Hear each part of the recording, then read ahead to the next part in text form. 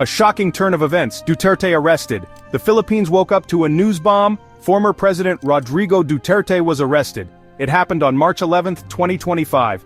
He was at the Manila airport, fresh off a flight from Hong Kong. Imagine the scene.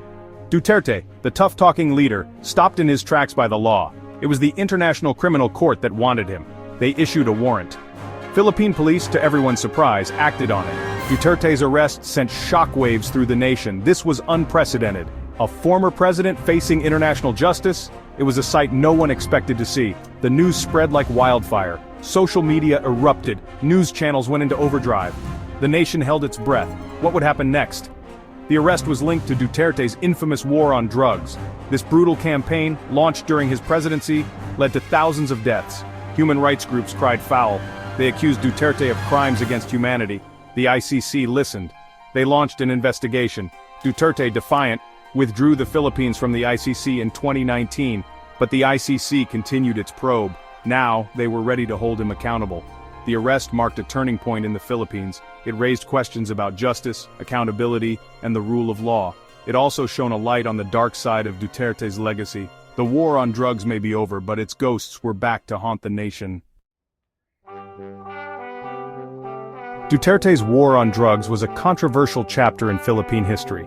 It was a period marked by violence, fear, and bloodshed.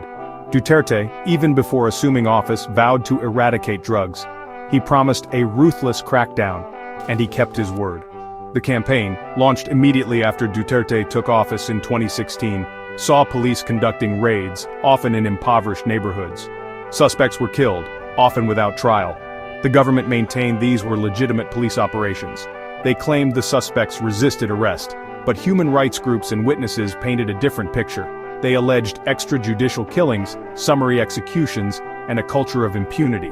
The police, they argued, were operating with a license to kill. The death toll mounted. Official figures claimed over 6,000 deaths.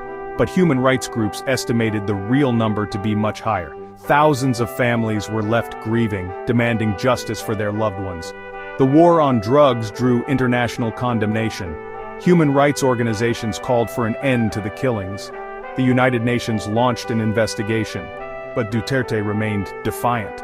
He defended the campaign, arguing it was necessary to save the Philippines from the drug menace. The ICC takes charge, a test for Philippine sovereignty. A nation divided reactions to Duterte's arrest.